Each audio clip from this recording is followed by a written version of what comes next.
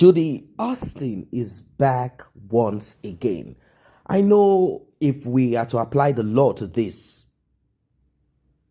it does not hold water. No, I mean, it does not make sense. It does not at all. Judy Austin, she has bragged times without number among her circle that she has been in the life of YUL and she has paid her dues. Or let's say she had paid her dues and now she has the right to whatever it is. The right to all. She has a right to everything. Now, if Judy Austin needs to come out publicly to talk about this, she knows that it will not take more than 7 days or even less for Mary to apply the applicable law through a lawyer because YUL had denied everything deniable. Like, you know what? I am not involved. I don't know. I am a saint. I don't have business with anything that has to do with bigamy. He has said it times without number, but we know that he's just trying to extend the divorce, which definitely he will end up being a loser. The only thing he can do is to play with time. The thing about divorce is this. The court, at times, they can be slow. Very much slow. As long as it is not bordered on domestic violence and all of that, the court can be slow if there is something to contest. The court is not too quick to break marriages. They do not want to send that out to the public, that you can jump into marriage and come out of it without thoughts of whatever consequences. This is because children, most of the times, are involved. Now, let us go to Judy Austin. What is it about Judy Austin right now? Because Judy Austin is saying, I have paid my dues and I have the right, every right to everything that I have worked for. Like I told you in previous analysis, Judy is saying that she has been in the life of YUL for 15 years. 15 good years. And in between this, she has invested in the life of YUL the same way Mary invested. If she had gotten YUL for herself all those years, like back then, we will be saying the same thing that we are saying now, that Mary added value into the life. And people are like, okay, why are you not still consistently adding that value? She is responding by saying, in those days, business and life was good. She was younger and she could hustle here and there. And when you talk about dues, is it that Judy is saying, I took money from other men, I brought those to YUL, and part of it is what YUL added in building what he built? Cars, house. Is that what Judy Austin is saying? Because I don't get it. I don't get what she's trying to say here.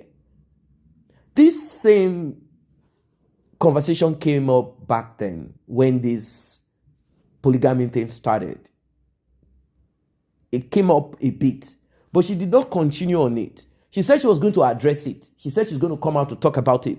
But rather than not talking about it, she went on with this, I'm going to have written the names of people in my industry who are married but have concubines. I'm going to make a documentary of women in my industry who are married, but they have men that they are dating.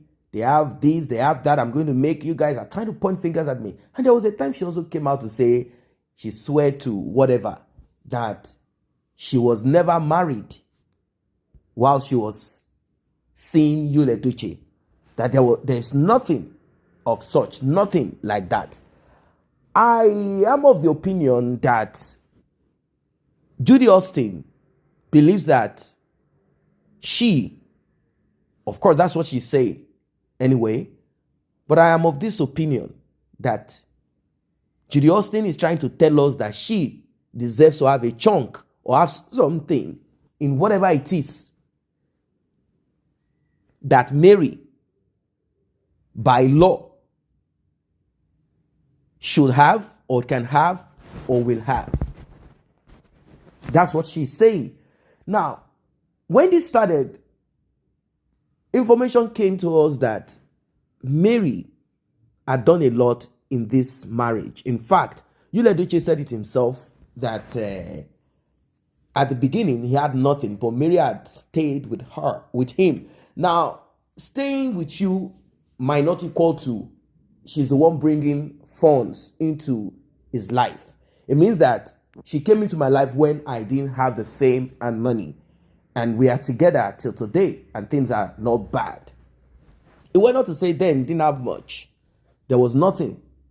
But I could remember what Sapet Edochie said, that I told my sons, my children, if you graduate, I will buy you a car. So the man had enough to be able to buy them an automobile. Of course, coupled with whatever it is that comes from his wife too.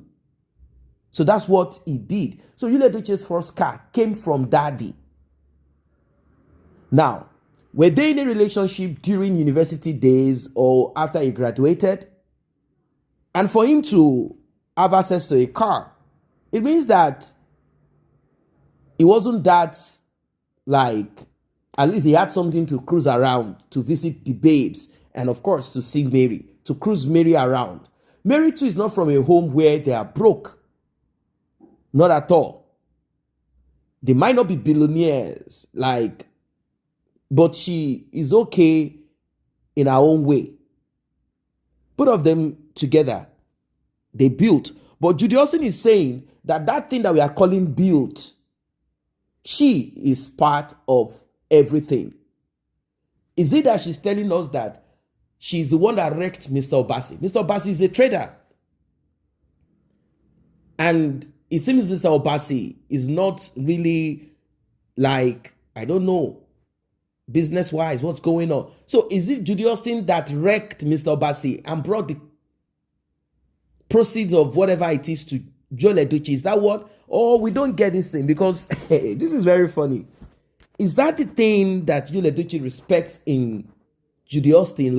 Apart from the hype, in those years, she had gone around this, that, brought this into my life, and some of it is what I used in doing what I did.